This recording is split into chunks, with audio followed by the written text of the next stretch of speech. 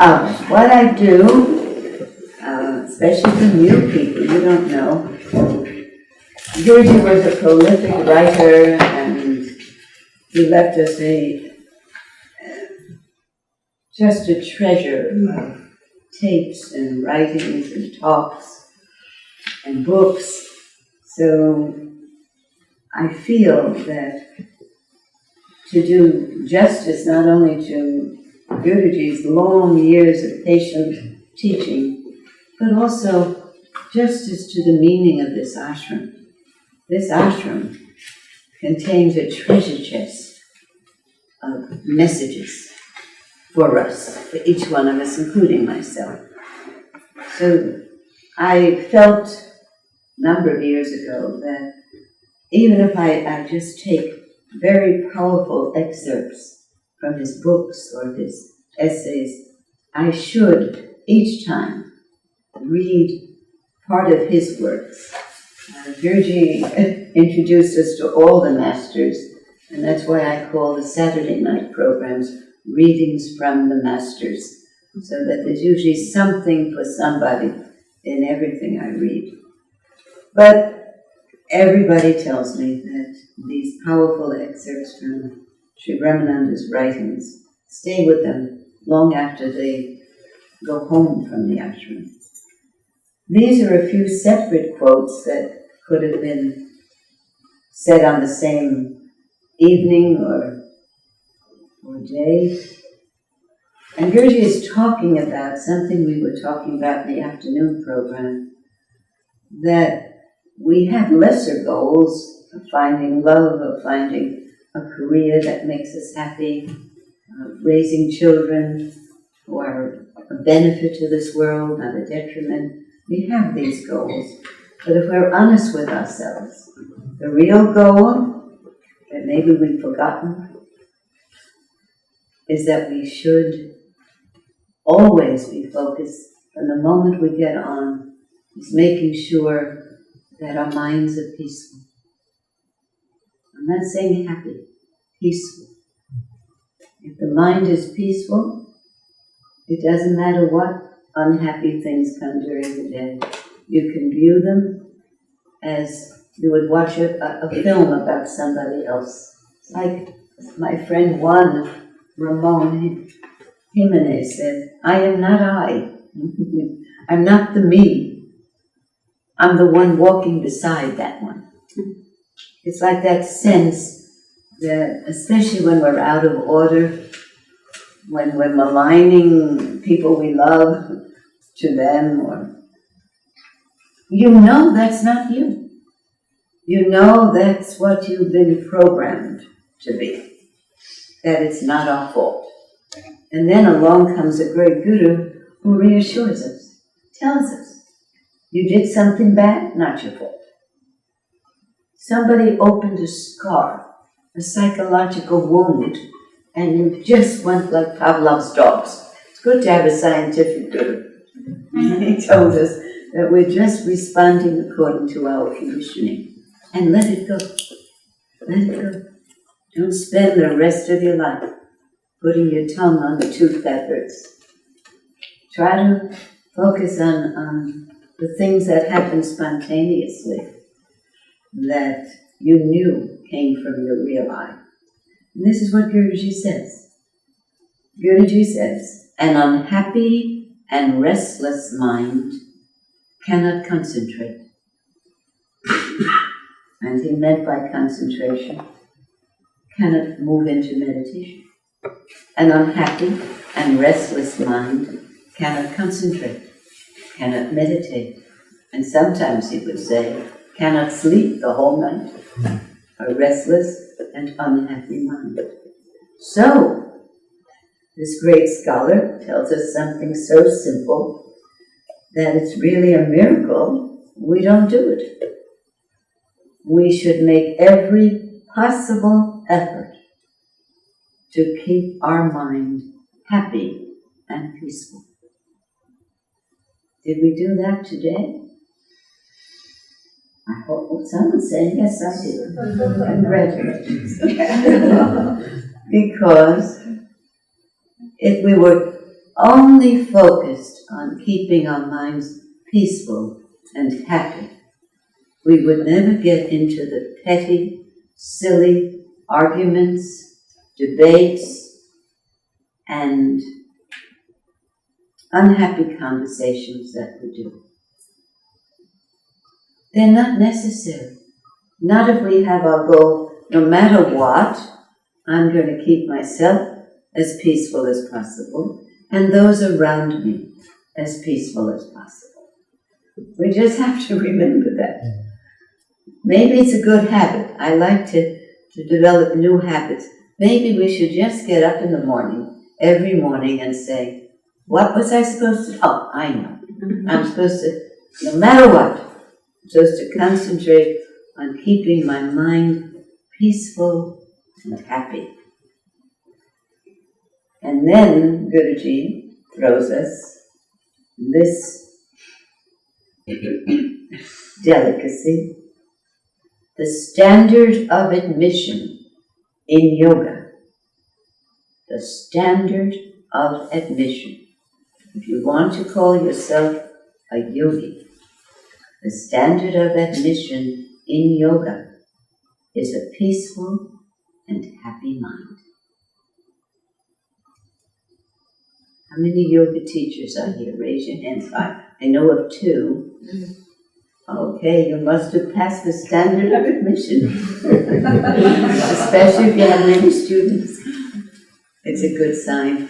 It's not only yoga teachers. If I were to ask you, how many of you have many friends? It would mean you passed the standard of admission. Because people don't flock to someone who's always depressed, who's cynical, who's jaded, who's anxious, who's restless. They spend time with us out of pity when we're like that, out of kindness, not because they want to. So, the Guruji is, listen, he was a great scholar, an amazing author and mystic, master of Sanskrit. But look at that simple statement that can change our lives. An unhappy and restless mind cannot concentrate, cannot meditate.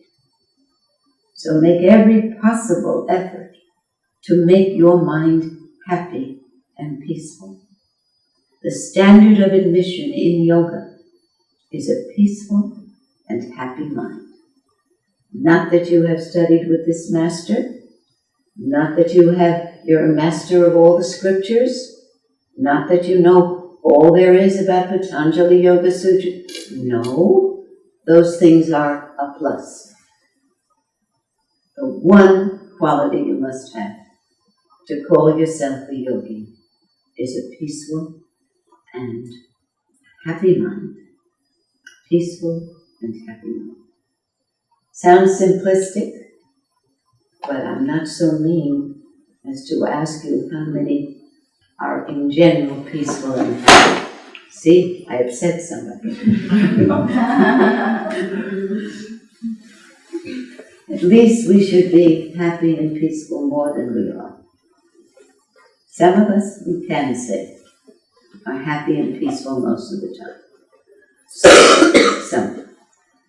And now Guruji is saying, adding to that comment, Guruji was a revolutionary. He always surprised us. As much as he liked to have many people come to the programs, sometimes it was incredible to us that he would be just as energetic and just as giving of his knowledge with 3 or 4 people sitting in front of him. The night of the storm, when people couldn't get here. And he'd be exactly the same. The program would be just as high, just as long. It wasn't short. He would go on sometimes for 2-3 hours. And all of us, if we were 200 or 300 people, or 4 people, would sit mesmerized before him. But he says, howsoever one attends programs and meetings regularly and faithfully, One will not develop intuition without practice and application of these highest principles in life. Without practice or without application, one will fail the final examination of life, just as a student who attends classes regularly but neglects to do his homework will fail in that class. Howsoever we attend these meetings regularly and faithfully, one will not develop intuition, which is what's needed, without practice and application of those principles in life. Why is it so important to develop intuition? You have to stop sometime and realize that this is not an ordinary teacher or instructor. This is an enlightened master. And he's saying, without application, you can't develop your intuition. And intuition is very important. Why? Why? I'd love to hear from somebody who's here for the first time, because that will give the answer to the question. If someone for the first time knows that. You're not here the first time, but I know you don't come that often. So tell us. The reason being that when we operate from our intuition, we are closer to our soul and to our inner self, in our higher being, higher self. That's why it's important, because we are more closer to our spiritual being, because it's not from the mind. You know why I'm smiling at you? Yeah. It's nice to hear truth in such a sweet voice. You said it. There's no improving on what you said. But what a sweet voice. Thank you. It's as though you were talking from your soul. And I couldn't even repeat it because she just hit the right response. Putting it in Sri Brahmananda's terms, our intellectual response is a second-hand response. That's what we've learned from books, that's what we've learned from educators, teachers, parents, and that's why Krishnamurti called us second-hand individuals. We're not authentic, we're not originals. We're speaking, especially as we get older, we hear ourselves sounding just like our mother sounded, or our father sounded, and we had vowed never to sound like that. But these are conditioned responses that we received as small impressionable children, that our mind said, no, I don't want to talk like that. I don't want to be like that. But the older we get, the fewer are our restraints, and it's a known fact. We begin to sound very much like a mother or a father who had a great influence on us. But Guruji was saying here in this statement and other times that intuition is not just from this lifetime. This is our cumulative intuition. This is the result, this intuition is the result of what we have experienced directly, what we know directly, not secondhand.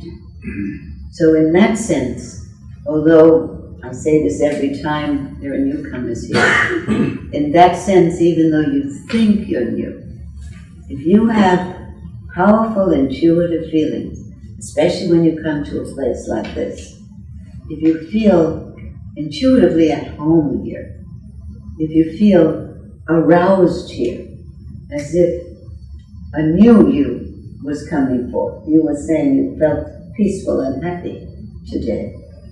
But if that's an unusual feeling, that's an old feeling that you feel here particularly. Why here? I'd like this to be a kind of dialogue. Why here in particular? Why not at a hockey game? I said that because once in a while, Dharmadev likes to watch a hockey game. And I say that's a great challenge, to watch a hockey game and be in a meditative state. You can do it with basketball, you can do it with, well, football's a little hard. Tennis, baseball, golf, you can do it with. Any sport, but hockey.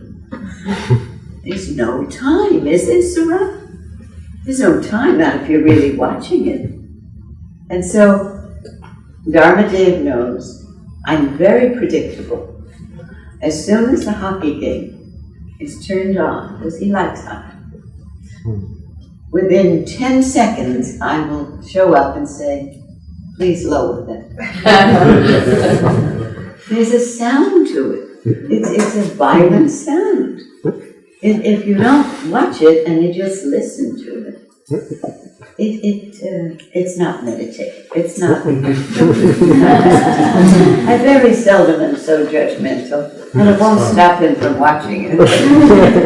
What did you say? You asked a question, unless anyone else wants to venture I'm and coming answer. back. I'm coming back. I had a thought from Guruji. Go ahead. Go ahead. Well, I remember a definition of Ayurveda that I read or heard, which is Ayurveda, the science of life. All of life is energy in a state of vibration. He who understands this will be happy and will be able to make others happy. And so he set his intention, he set the energy of Ananda here, of bliss, of this bliss that we've been covered over and forgotten and so forth. Shyam Das says this too in his Dharma talks, exactly those words. I know, but what he was after, and that's what I try to emphasize here, is for us to get away from words. He was a great scholar, but after a while, he saw we could quote all the words, but he didn't feel any peace in us. So he radiated the vibration so strongly and everything resonates. We resonated with it. Because we can quote from him all the time. And see how little this is? Because he left instructions with me. Don't read long essays. Don't quote. Get them to apply. Because he said, if I leave this life, he told me very serious, I was driving the car, if I leave this life, and I have one person who has applied everything he or she has learned intellectually, I will be happy from this incarnation. So he said wonderful things, and I thank him. Well, you asked a question, and so... No, you're right. I asked, why intuition?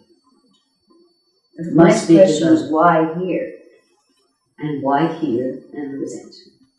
Here is where? What?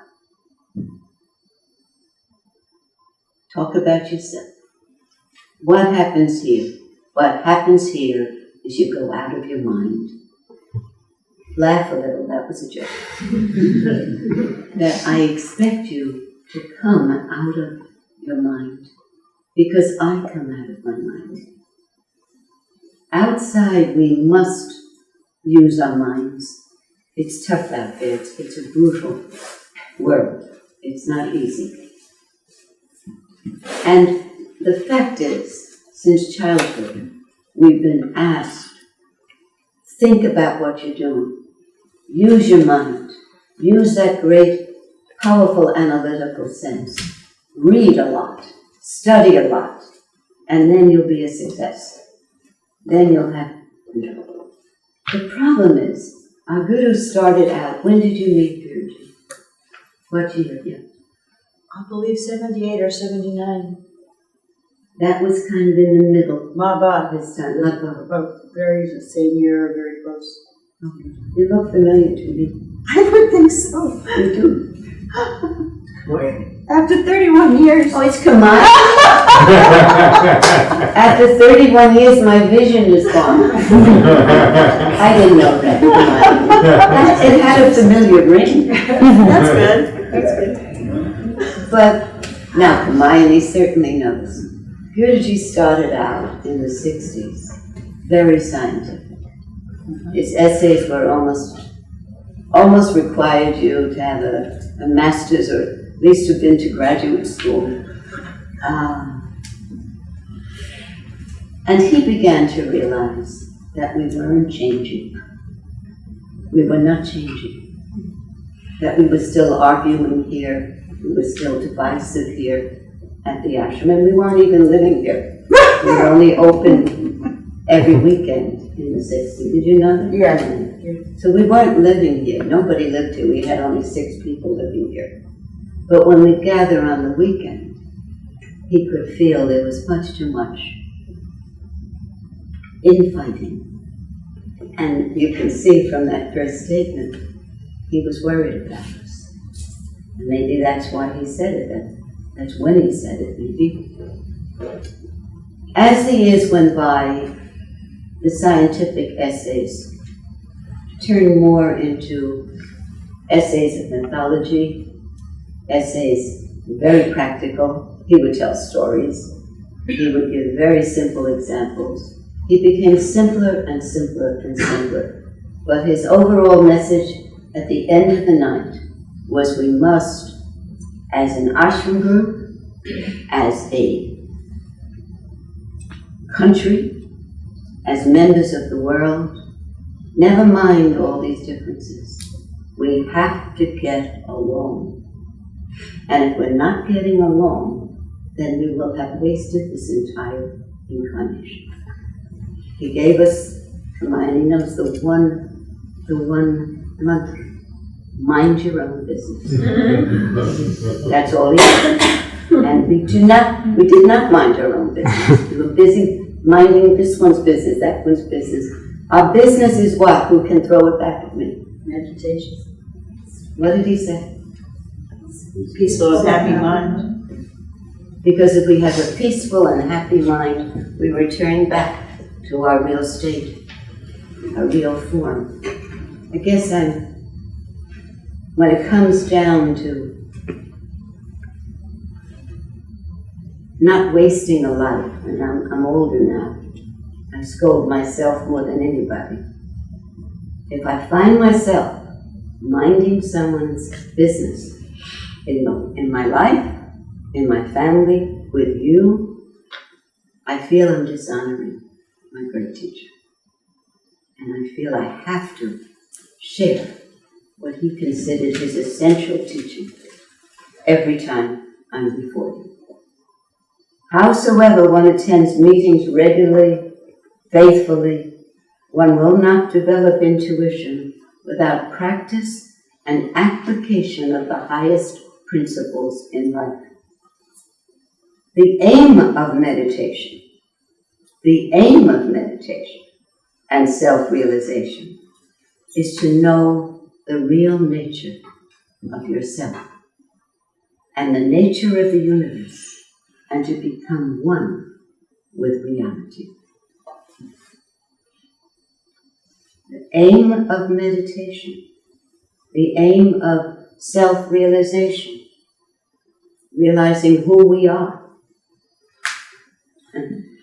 is to know the real nature of oneself and the nature of the universe, and to become one with reality. Now, there is a statement in the Gita. There are some that jump out, some programs, and one that applies to what Gurdjieff said about making ourselves peaceful and others peaceful around us, is that when we have reached the point where we do not shun the world, meaning we don't run from the world, hide from the world because of conflict or disagreements, when we don't shun the world, and the world does not shun us, then we have crossed over into wisdom.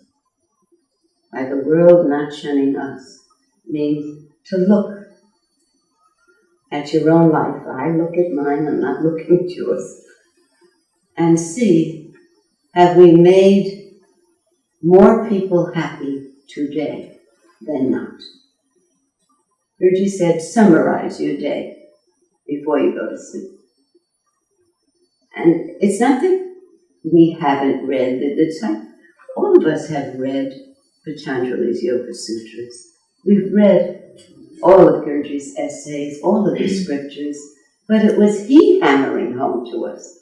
As he says, you don't have to attend even these programs, but you have to clean out your heart if you're making trouble for people. You ask yourself, I may be a problem for somebody today. I didn't mean to. But if I look and see, well, did you make anybody happy today? I'm happy to say I did, to make up for that. But at least we have to do this self-inquiry, self-examination. How many of you understand this? Raise your hand. Raise your hand if you do. It's the application. All of these teachers, Krishnamurti, Ramana Maharshi, Sri Nisargadatta Maharaj, they will all say, they have said, that if they can find somebody who can apply these teachings. Krishnamurti said he found one in 50 years. One who understood intellectually, who could teach these teachings, but applied them. So that individual not only was happy himself, but was making everybody around him happy. Then we know he's a yogi. An unhappy and restless mind cannot meditate. Make every possible effort to make your mind happy and peaceful. And then Sri Nisargadatta, he said, to be happy, make happy. Couldn't be simpler than that. To be happy, make happy. I'm taking a very important, interesting question that is in the Diamond Sutra, commentary by Osho, Rajneesh. In those days he called himself Rajneesh. But the question that is in the book addressed to Rajneesh, I think pertains to every one of us, including myself. And the question is it possible that the no mind evolves quite naturally out of the mind that is individual without struggle and anguish? Is the very idea of no mind, which seems to be in the mind and yet transcending the mind, is the very idea of no mind a seed-like form of the no mind? Just the idea of it. Is that a seed-like form of the no mind? He said, is it possible that the no mind evolves without the struggle and anguish, without this exploding feeling, this hammering feeling, this cutting, and the wildness of the individual mind as it goes through the process? He adds, the questioner, is it helpful to meditate along these lines of mind-transcending concepts like eternity, nirvana, death? He's asking, is it helpful to move away from the mundane and place our attention on the more lofty spiritual questions such as eternity, nirvana, death? Should we choose a focal point in our meditation?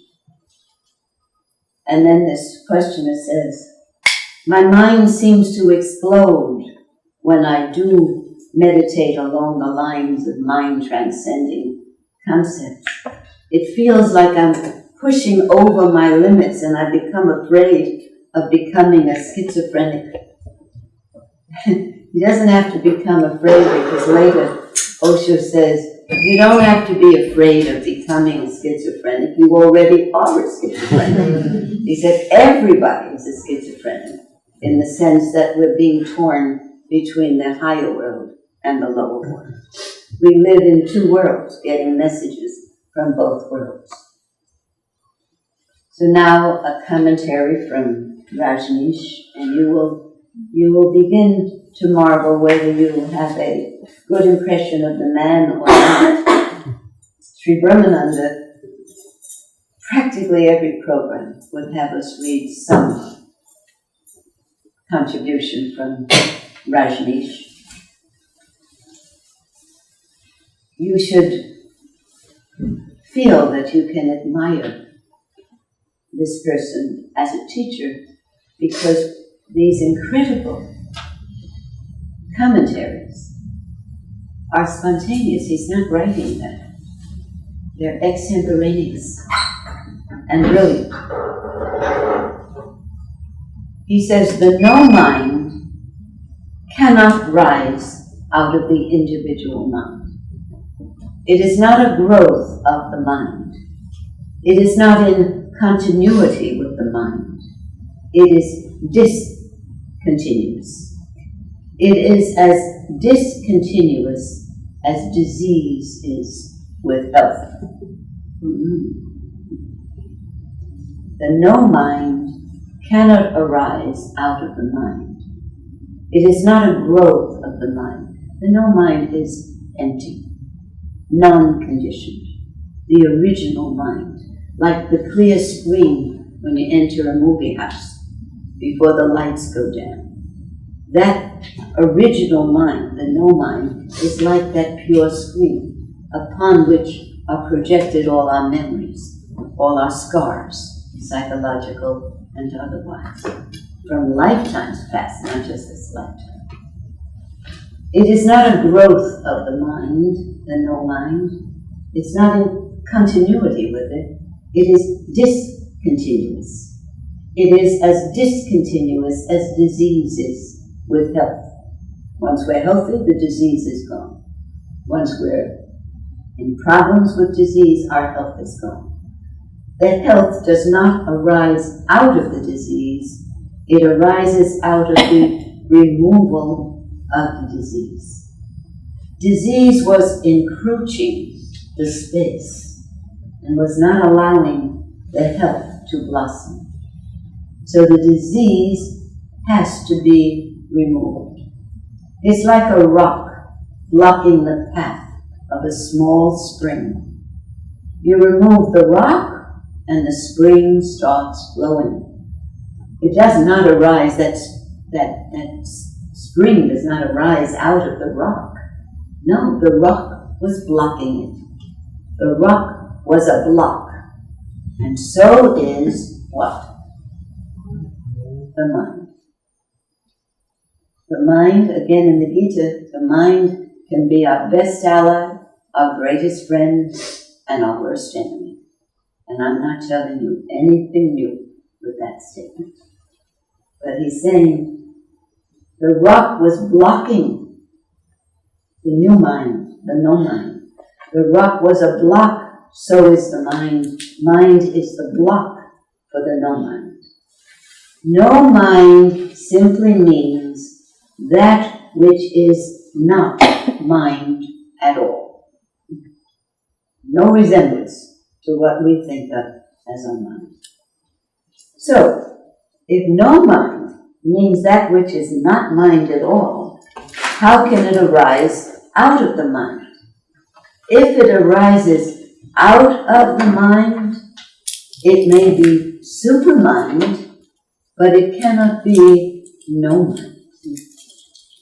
That's where I differ, says Rajneesh, from a great mind such as Sri Aurobindo. Sri Aurobindo talks about the supermind.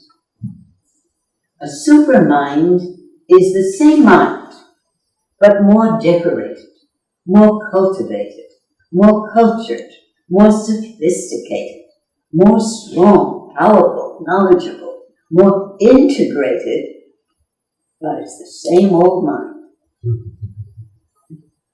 Buddha says, not super mind, but no mind. Not super soul, but no soul. Not super individuality, super self, but no self. Ananda. That's where Buddha is unique. His understanding, the deepest. Sri Brahmananda left the ashram to go on a world tour from 1966 to 1971. Very long time. We had no idea it was going to be that long. And after the first year, we began to wonder if he were ever coming back. It seemed so long. He kept writing next year. It kept going. And he was in touch with us and sending us letters, the group. We would read the letters that we received. But after a while, we missed the Master's voice. And we couldn't afford to go with him because he was going around the world. So we went to other voices. We went to Krishnamurti. We went to some of the great teachers. I don't want to mention their names. And it was powerful. It was remindful. These were great teachers, great swamis. Powerful. It was remindful of the great scholarly wisdom of Guruji. But there was one thing missing. Presence. Presence. And we came away feeling stimulated, feeling, a little better, a little less homesick for Guruji. We had a little taste of Yoga Vedanta from these great teachers. But we didn't come back feeling happy, blissful. Even if we didn't understand what he was saying, he made us happy. By his presence. By his presence. And I frankly feel he left his students, his longtime students, and his longtime disciples to serve, as he said, as radios. So that if you leave tonight feeling happier, more peaceful, more forgiving, more compassionate, in general, then these readings and these students and disciples, long time, have served him well as radios, as transmitting. It's like you listen to television, listen to a radio broadcast, and that can make you happy.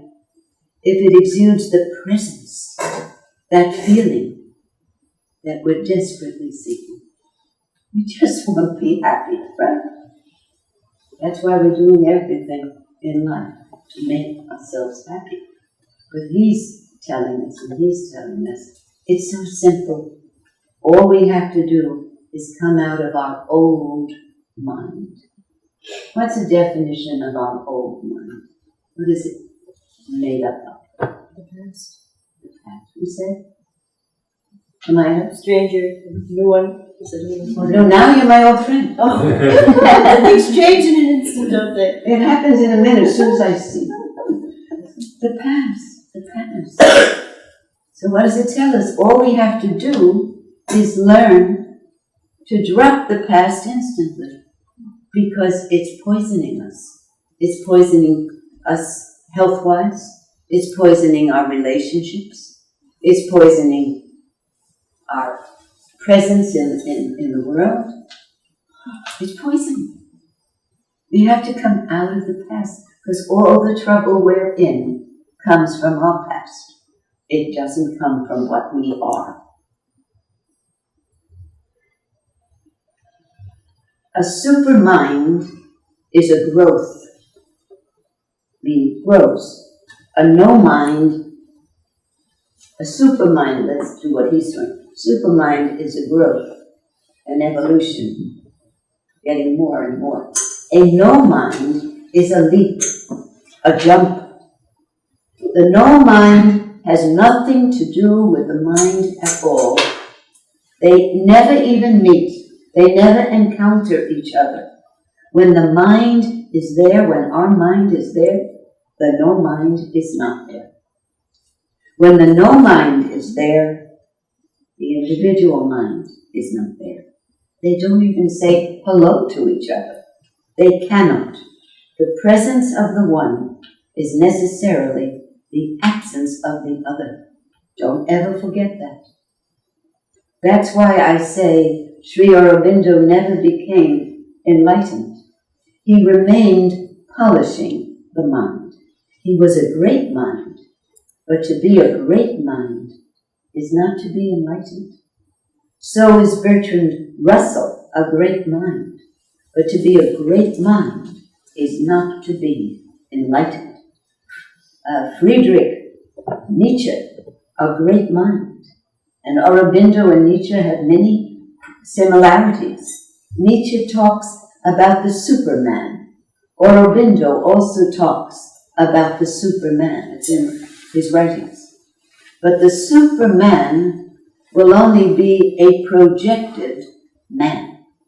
A Superman will be this man. All the weaknesses destroyed, all the strengths strengthened, but still this man.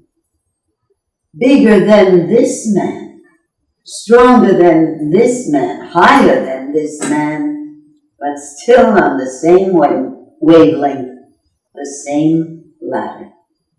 There's no radical change because there has never been a discontinuity. It's like, I always remember when I think I'd advanced in my meditation, I remember one woman, she happened to be from Syracuse, who came up to Sri Brahmananda at the end of one of the programs. And we always try to listen to what was being said because we didn't want to miss any of his wisdom. And she said, I just wanted to tell you that my meditation has really, really improved. It's just changed. I'm so thrilled. I have to thank you, Gertie. He said, wait. What is your meditation? What are you meditating on? She said, I choose something that needs clarity. We were listening to all this. I choose something that needs clarity. And I relax a little bit by focusing on my breathing, and then I present that issue. He said, you belong in a concentration camp. That's concentration, that's not meditation. Now you have to begin at the beginning. How long have you meditated? She said, 20 years. He said, I'm sorry. Go back to the beginning. Read my book, Fundamentals of Yoga. It will tell you not to do that, what you are doing. I only tell what not to do. But it was frightening to me because I hadn't been meditating very long. And to imagine someone meditating 20 years, to be told by her guru, you haven't been meditating at all, that's not meditation. And this is what he's talking about.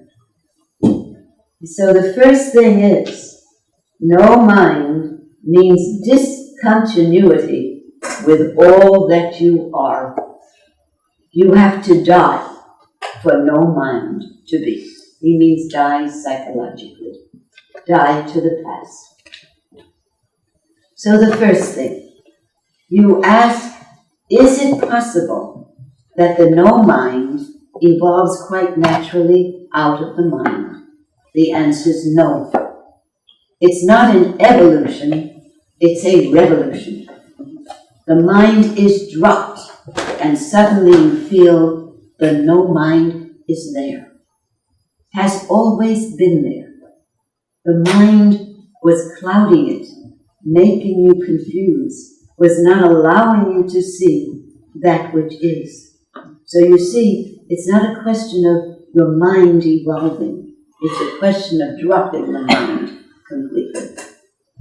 Any questions about that? Because that's the essence of this movement.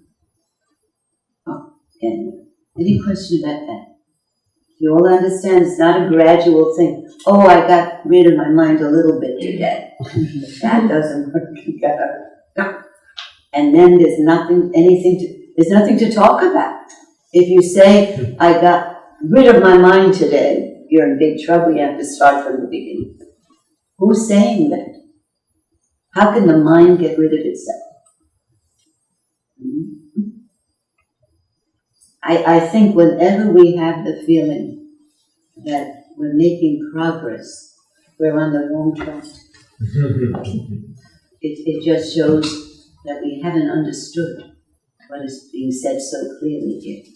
And I include myself. Don't think I'm lecturing to you. Every day I go back to school, the school of application. That's the school, Gurji said, is beyond graduate school. That's where you get rid of your doctorate. And then you move to a place that incorporates everything, but is an explosion of transformation. Okay, I'm going to read in 5 minutes. I'm not going to comment. I'll try not to comment. I really do try. He says, no mind has nothing to do with struggle and anguish.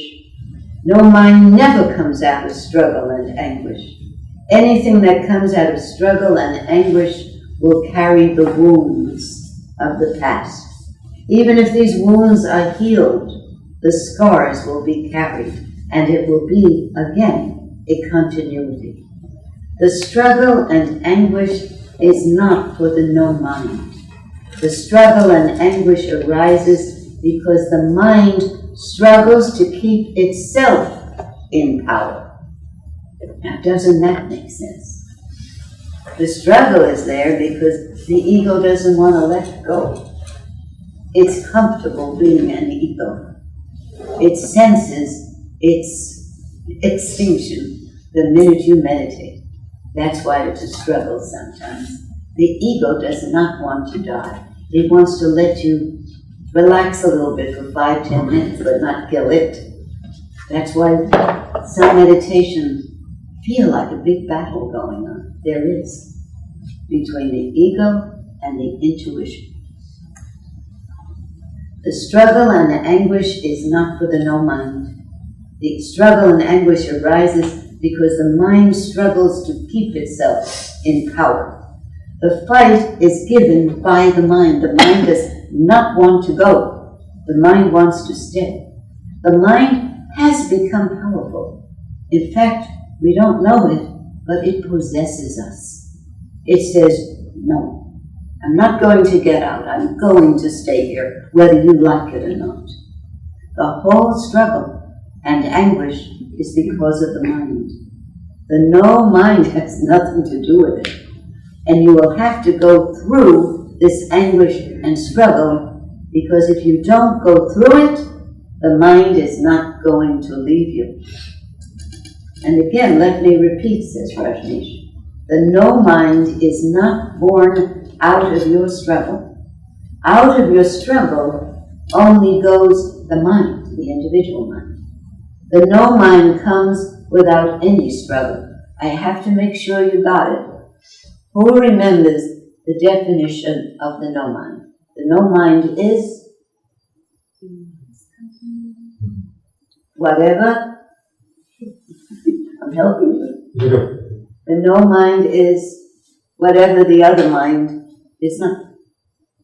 Remember, he said, it's as soon as the old mind is present and we're functioning out of that, that's what the old mind, that's what the new mind is not.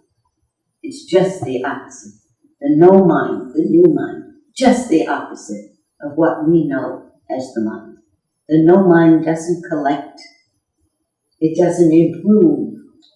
The no mind has to do with taking that jump, that mighty leap.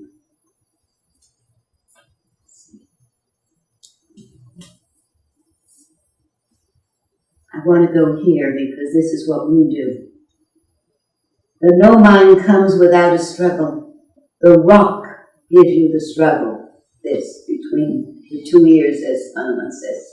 The no mind comes without any struggle. It's the rock that gives the struggle.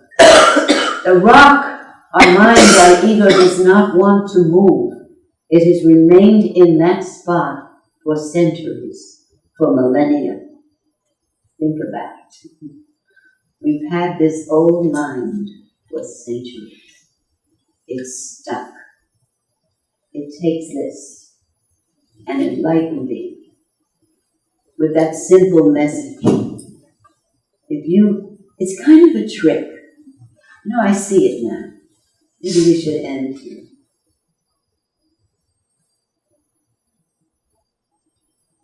It's too much. I can't do it in 5 minutes. But it's kind of a trick. You know? Guruji saw that his lectures, his talks, I've been listening. We were listening for 30 years by the time he left his body in 1993. He came in 63. And so we saw all the different ways that he tried to crack this coconut. He tried scientifically, mathematically, scholarly ways. Then he tried through the traditional ritualism, mythology, and it was delightful. He tried that way.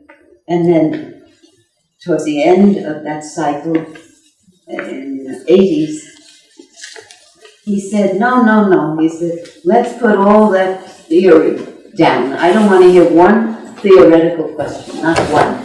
I don't want to hear it. I want to hear a question from here. Remember? I want to hear where you're hurting. I want to hear from your knot, where your heart is knotted. Don't ask me questions that you can find answers to in books. Ask me where you're suffering. And he was relentless. He would not let us ask a theoretical question, not his close people. So, the trick was, that I was mentioning, he made it so simple. He said, I'm not going to give you these long answers that won't help you. You listen, you love it, you thrive on it, and then you forget it. And it doesn't help you in being healthy physically, in being healthy psychologically, in going back to the purity you really know and are. So he tricked us. He said, all right, children, I'm going to make it easy for you. Forget about reading. Forget about disciplining yourself. Just keep in mind that you want to be peaceful. What's the trick there? I don't want to forget that. What's the trick? He said once, I know some of you who were there remember, he said, I'm going to enlighten you by hook or by crook. And this is a trick he's doing. Just make yourself peaceful. What's the trick there? He wanted us to get along, and he saw, any organization will run into the problems that you have at a church, a synagogue, an ashram. It's people gathered together trying to work together. It's hard. So he was helping by doing this trick. He said, forget everything that's complicated. Just make yourself happy. What will come out of that? Good relations. Why? Saying you're right. Jana said good relations. Why? What's the trick? Not to think and to be affected by negative thoughts. And Well, no. I'm not saying how to be happy. I'm saying if we are happy, if we accomplish that one day at a time, one day, you don't say I'm going to be happy this week. One day at a time, I'm going to try to be happy, try to be peaceful. What happens is that's infectious. it's contagious. It's contagious. It spreads. I'll tell you a trick of mine and then we'll meditate for a minute because it's fun. If you have a partner, it's only if you have a partner, someone you're living with, a husband, a parent, a child, a friend, will this work? Dharmadev is my censor. He checks my emails, and if someone has written to me who, is not a close friend, but someone I know, he will say, you have a letter from this person. Let's say this morning, I had a letter from someone and I didn't know the name. And I said, you read it, but don't tell me about it if it's unpleasant, because I have to give a program to them. And he will tell, sometimes he will say, you don't want to read that. I'm sure you don't want to read that. So I said, will I ever want to read? He said, no. I said, then delete it. Because it's not just Saturdays I have to talk with people. Every day I talk with people. On the phone, I email, I see them. Every day I have a responsibility to be happy. But here's the trick. I love it. You know what happens? The person who wrote me an angry letter, I think you won that 6 months ago. She wrote 2 other letters. He deleted all 3. I never knew what she said. I never understood what her problem was.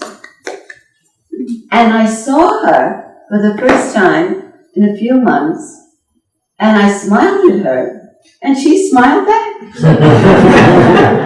She thought I was okay with whatever she did. That's his trick. That's his trick. I was just concentrating on remaining peaceful and happy. I didn't want that disturbed. And I never knew what was on her mind. But she was happy to see me smile at her. And so now we had a chance. I don't say you should do it, but it works for me. Okay. Please close your eyes just for a minute because we're a little late. It's just been fun for me. Take a deep breath and slowly release. And because it's only a minute, I know Gertrude would say, just watch as a witness how your body, how your cells are dancing, he would say. Feel the pulsations as your cells have come alive. Because it's a fact that your cells are home.